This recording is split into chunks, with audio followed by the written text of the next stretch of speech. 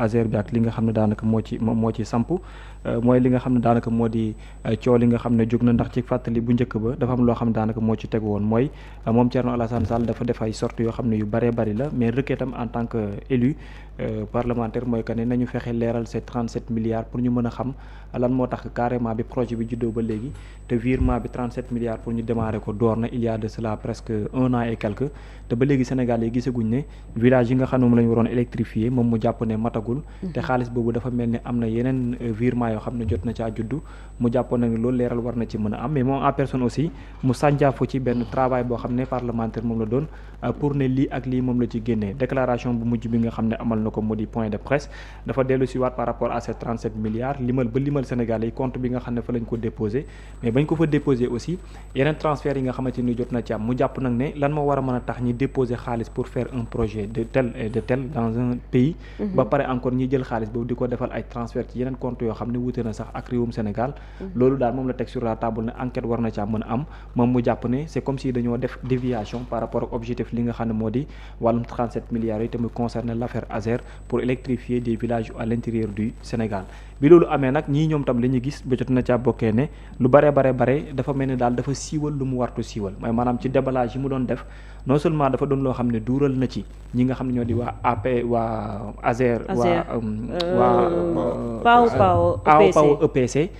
ndax ñoom dañoo jàpp ne daf leen sosal wala mu wax leen loo xam ne nii lu amul la mooy par rapport li nga xam ne yëkkati na ko beneen bi ci tegu aussi ñu jàpp ne données yi nga xamante ni moom la génne daal di ko siiwal ci mbedd mi aussi dafa doon loo xam ne peut-être nekkul cëggal li nga xam ne daanaka loolu la def ñoom nag ñu jàpp ne également aussi leeral da caa war a mën a am comme moom ni mu jàppee ne lële aussi leeral da caa war a am ñu bare jàpp ne fu mu toll nii dafay dem ci sensu peut-être bien plainte contre li nga xam ne daanaka moo di argumentation di xaar nag fu mu toll nii comme ñoom tam déposé nañ plainte contre Thierno Alassane Sall lan mooy nekk ci ëllëg bi beneen bi ci teguwaat aussi dina ci bokk ji mooy par rapport ak moom aussi li mu wax parce que nee na encore une fois ni ki tey jii rek daana dem pour déposer waat documents yi yees yi nga xam ne am na ko ci section de recherche pour gën a renforcer peut-être bien argumentation bi nga xam moom la fas yéene indi pour ñu mën a xam ne lii moom mooy nekk ji doyo politique doyo bi nga xamante ni moom lañ war a mën a leeral jëm ci wàllum président jëm ci wàllum mbirum Azer bi ak li nga xam ne daanaka moo di mbirum Aw Power EPC ñuy xaarandi après lan mooy nekk ji suite bi par rapport bëgg-bëgg bi nga xam ne moom la amagum ak beneen bi nga xamante ni daanaka moom lay tegagum.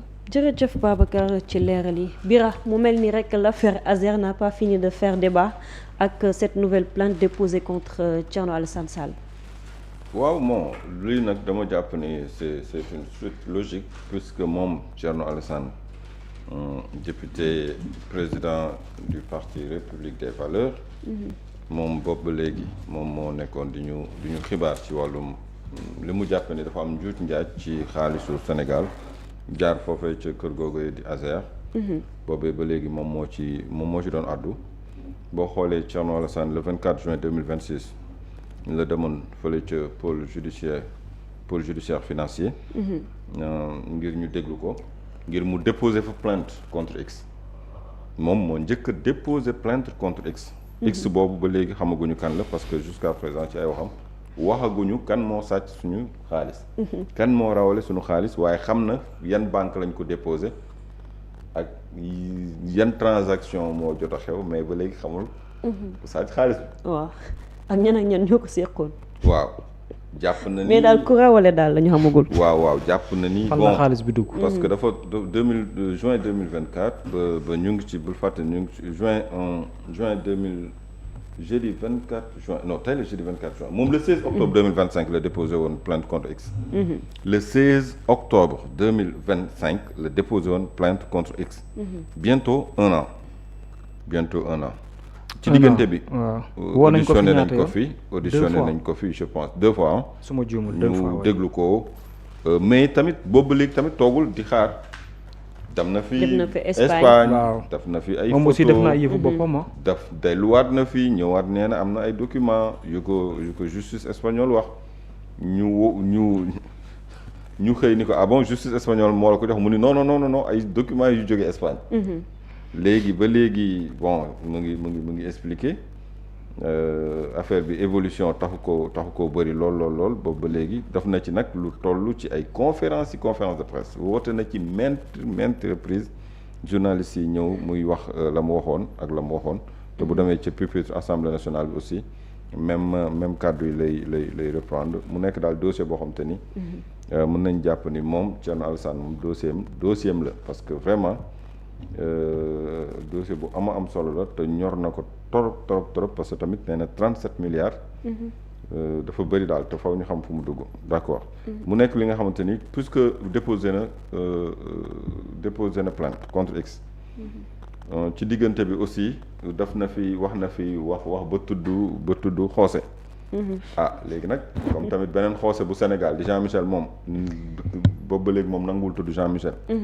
finalement xoose ba ca Espagne la xaw a tudd ba xoos ko léegi nag il faudrait que kon waa AE Power EPC ñoom it jël li leen yoon may ñun boobu ba léegi Thierno Alassane la ñuy dégg muy wax xam nga nag ñaari parti bu ñu toogee di wax doon rek kii moo nekk ci dëgg kële moo tort dès l'instant que kii moom moo dëkk ci dëkk bi moom moo am possibilité wax te ka nga xamante ni moom la ñu wax ni mooy sous-traitant bi nekk Sénégal di AE Power Sénégal ka ko jiite di Seydou Kane moom kenn gisu ko kenn déggu ko 2 parties ñoo am problème AE Power EPC jóge ci Espagne ak succursale bii di AE Power Sénégal mi nga xamante ni moo démarché woon marché bi fële ca Banque Santander ñu jaarale ko ci ñoom seen société mu wàcc ci sous-traitant bi di sénégalais sous-traitant boobu noonu moom mër la def kenn gisu kenn dégg ko te moom moo jàpp ni moom la ñu dépouillé ci marché bi mais moom waxul ci turu boppam ay avocat am nag daf nañ fi conférence de presse avocat wu Seydou Kane daf nañ fi conférence de presse avocat wu AEPAO Sénégal daf nañ fi conférence de presse bu yaatu mais kii mat avocat tey avocat dëgg nag mooy Thierno Alassane parce que moom mu ngi il lâche pas l'affaire te jàpp naa ne fi ñu toll nii nag bu dee tudd na xoose wala mu tudd ñële ba ñu porté ko plainte aussi loolu nee na loolu lu leen yoon may la parce que boobu ba léegi aussi mu ngi chargé ñi nga xamante ni ñoom ñooy AEPAO EPC di espagnol yi donc mbir mi daal foofu la toll wax ji aussi bëri na depuis boobu ba léegi chaque instant il monte d'un cran moom Thierno Alassane Sall il monte toujours d'un cran il utilise des termes il parle de vampire au Sénégal nee na Thierno Alassane qui dénonce la présence de vampires au Sénégal qui selon lui rêvent de prendre leur part du pactole disparu. Un pactole disparu et ces vampires rêvent de prendre leur part kon ces vampires kon xaalis bi lekkaguñ ko pactole bi disparaître na mais xaalis bi lekkaguñ ko parce que nee na vampires yi ñu ngi rêve de prendre leur part mais est-ce que de l'autre côté ñun tamit du ñu mën a xalaat ni moom it dafa am part bu mu ci am wala bu mu il est à la solde est-ce qu'il n'est pas à la solde de X ou de Y yooyu yëpp c'est des questions ay ñaaw njort la mën na surgir fu ne donc moom daal il qualifie aussi de fuyarde li nga xamante ni moom mooy l'attitude de l'espagnol waaw qui s'est finalement présenté waaw qui a porté plainte contre lui donc nee na AEPAO Espagne dafa EPC dafa l'entreprise refuse de répondre à la justice de son pays bon loolu ñoom la justice espagnole bu woowee AEPAO EPC te ñooñu di ay espagnol mu jaarale woon xaalis bi ci ñooñu répondre ñu loolu ñoom la ñun xaalis bi bu dee ñun ñoo ko war a fay bala ñu koo fay dinañ xam déjà on nous parle de blocage projet bi nee nañ banque bi parce que à l'origine 91 milliards mooy le coût global parce que y a des recours entre temps waaw y a des recours ARCOP defoon na recours boo xam ne amoon na ci à un certain moment il fallait suspendre également aussi beneen bi tamit mooy beneen recours bi nga xam ne aussi amoon na ci question décaissement bi aussi boo tamit dafa bloqué waatoon encore donc mu nekk 2 yoo xam ne ni am na blocage bu mu indi ci fonctionnement bi waaw moom en tout cas AEPAO bu fekkee daf koy traité de li nga xamante ne moom moo def fouillarde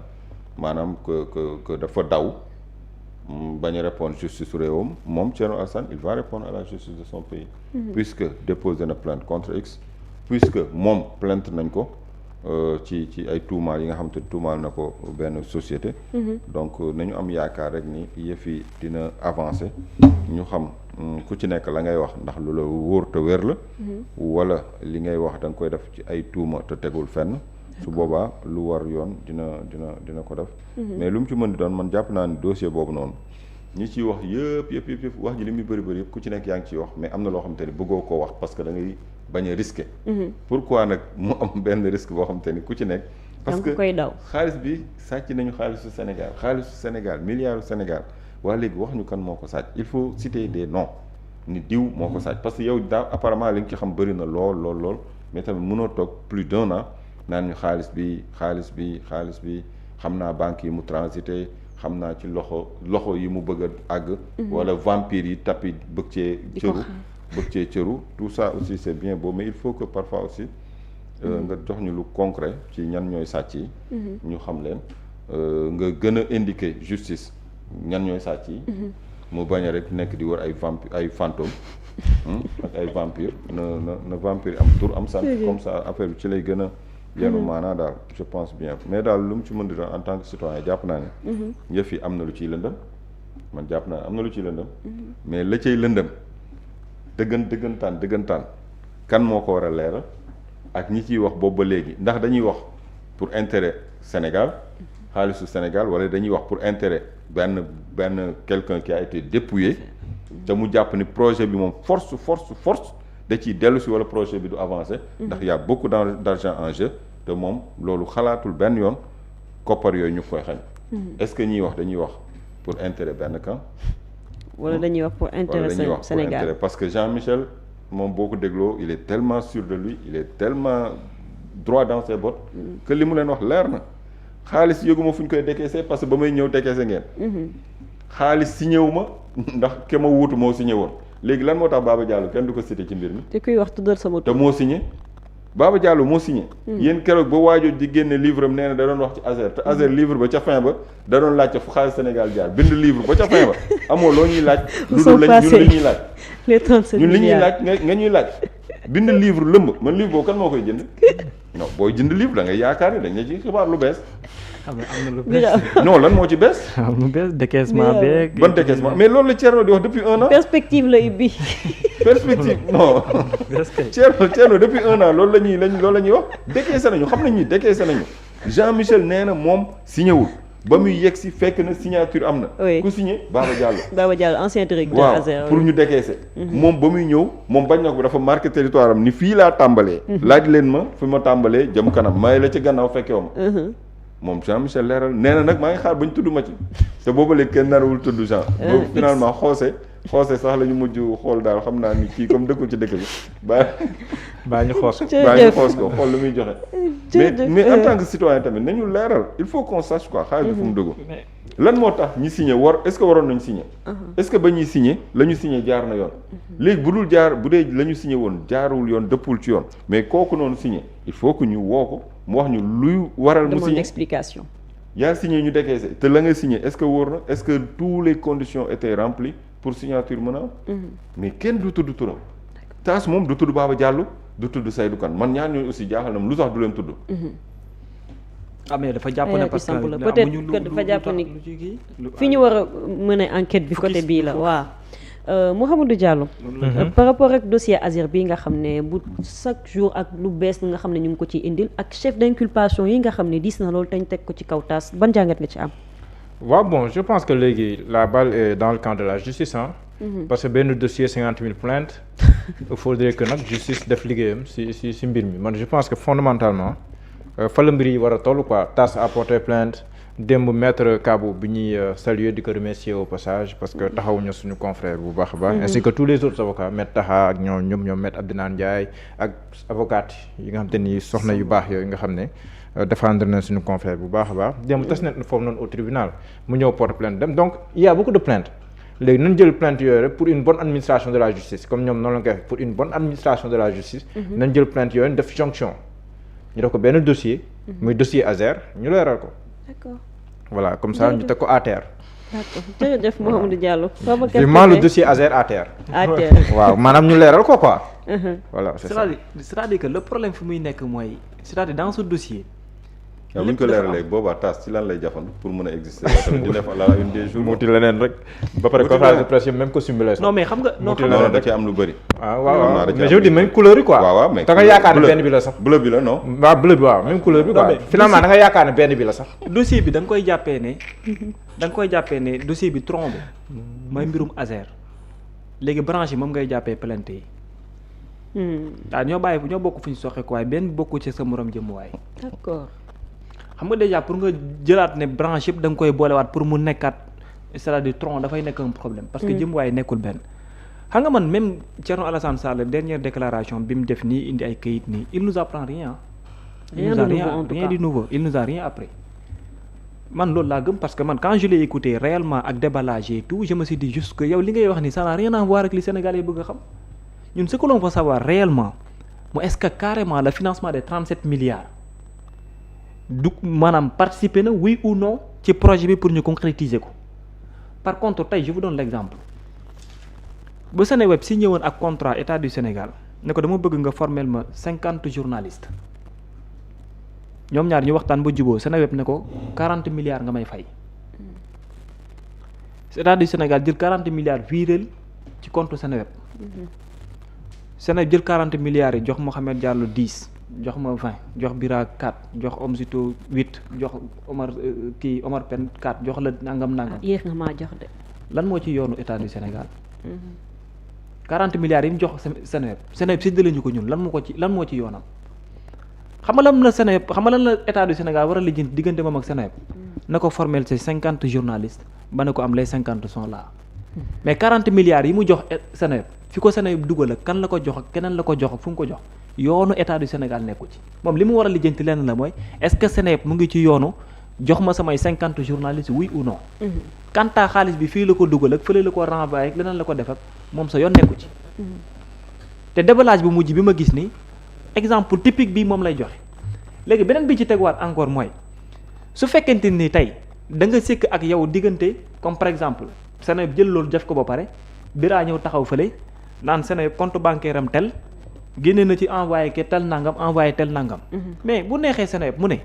sama compte bancaire yi nga jël saaw ko ci mbedd mi maag yow lii waroo ko def nangam ak nangam la loolu yéen ñaar yéen a koy sëkk ba ndege ni. ba léegi nii. plainte bi dox diggante AO Power EPC ak Thierno Alassane Sall ça n'a rien à voir ak Azer ak la mu électrifié ñu bari léegi l'objectif ak la question qu'il faut se poser mooy projet boobu ñu signé woon malgré coow li yëpp nekk ci projet bi fan la toll parce que war nañ ko concrétiser man là par rapport ak les informations yi nga am mooy ci temps bi mbir mi waroon a dem problème maanaam dafa am lu ñu ci coincé mooy heure bi waroon na fekk lu mu gàtt nombre de villages yi ñuy wax am na yoo xamante ni électrifié nañ ko ba noppi mais lan moo tax nombre de villages yi mënaguñ ko électrifier parce que ci moment bi ñu defee décaissement war a dem ci wàllum projet bi am na benn mbir boo xam ne recours la guñ déposé waa ARCOP déposé ko ñu ne ku donc AO Power EPC yéen ak diggante yéen ak Azer électrification bi ngeen war a defe ji du mën a gum antu parce que dafa am plainte bu taxaw donc il faut ñu suspendre mbir yi ñu xaaraale ba mbir mi mu leer ba noppi après ñu doog a jàllaat ci leneen loolu noppi na déjà ñu jeexal ñu ñëwaat encore ci question de décaissement beneen plainte ñëw taxawaat encore donc dans tout ça dafa am blocage boo xam ne moo taxaw et blocage boobu noonu mooy retarder le projet pour effectivité bi léegi nag ces Sénégal là bu ñu demee ba tous ces blocages là ñu yëkkati ko te projet bi war a nekk ci effectivité après nag léegi dañu naan ko Jean Michel Sène nag booy nag safar laa dégg sax ma naan booy DG nag mbir yi na leer parce que yow mënuloo ne fu mu toll nii amatoo benn lay booy joxe mais blocage amatul plainte amatul dara amatul. léegi fan la mbir yi toll. man je pense que ne l'intervention concernant Jean Michel Sène ci sens boobu noonu la war a demee par contre ki gagné projet bii ak fi mu nekk nii yëpp leneen la man nag à titre personnel ci sama jàngat quand bu fekkente ni tey dañoo nar a jël coow li yëpp de manière un peu voilée ñu bëgg koo xëpp ci kenn nit bëgg yeneen fàtte yeneen camp yëpp dama naan est-ce que nekkul benn objectif boo xam ne bu samp ci wet gi moom lay doon. parce que coow li yëpp di jóg yëpp dafa war a ñëw pour daanuwaat ci kaw Jean Michel Sène il n'a pas fait une bonne gestion fi mu war a dugal xaalis bi dugalu ko fi mu war a def nangam defu ko nangam et puis après ça me renvoie pour me poser waat question lan la bëggoon moom AO Power bu Sénégal que l'intervention du directeur général pour appuyer l'entrée de Seydou Kane dans le projet wala le retour de Seydou Kane dans le projet dans la mesure où AO Power EPC bu Espagne moo génne Seydou Kane ci projet bi ndax moment bi mu am constat que ne Seydou Kane ak ay nitam dañ ko doon jéem a escroquer. Tout ça c'est bien avant l'avènement de Jean-Michel Sène léegi loolu bi mu amee Jean-Michel Sène ñëwaat moom déggoo coow jib dégguloo dara Jean-Michel yegg si Seydou Kane tamit noppi mais jëm ak moom ci suuf ne ko dugalaat ma ci projet bi sa waay bañ après ñu abbaat beneen tintamarre de communication après man personnellement li may jàpp comme conclusion lenn la mooy il faut tout faire pour discréditer le gars. Quand il saute, quelqu'un d'autre arrive, il pourra au moins faire rentrer Seydou Kane dans le projet. Est-ce que ce n'est pas tout ce problème-là moo nekk li ñu war a poser comme question? En fait, c'est la conclusion active man bi may poser par rapport ak tout ça. Parce que dama jàpp ne dès son arrivée, s'il avait ramené Seydou Kane dans le projet, est-ce que réellement on aurait assisté à tout ça? Parce que après seen désaccord ci la lii commencé di jóg. ci la commencé di déballage di am. tase ci ay këru sëriñ di am tase ci ay këru sëriñ di am ak ay nangam ak nangam ak nangam di am léegi yooyu noonu yëpp antul après coow lu ñëw mais léegi fu mu toll nii nañu toog xaar ndax beneen DG fu mu toll nii ñoom li ñu ci lii wane mooy comme si que keneen ñëw la am déet loolu la teg mais li wét bu wóor moom mooy Thierno Alassane Sall li may poser comme question équation bu mu teg sur la table y a des plaintes il faut que la justice également aussi agir pour nit ñi mën a xam moo tax may la lépp daanaka comme nee na moom wax ci jaratu ko parce que moom li mu jàpp mooy que ne li mu waroon def yëpp def na ko li mu waroon a wax yëpp wax na ko lépp lu ci waroon a am yëpp am na ko journaliste bu def interview sax muy la matoo journaliste defu loolu liggéey journaliste loolu noonu yëpp ça se comprend pourquoi parce que moom suyem ak lépp intérêt mooy li mu bëgg mooy mbiri leer la kon que la justice n'a qu'à parler après nag foofu voie justice bu ñu fa demee peut-être jàpp naa ne lépp dina leer.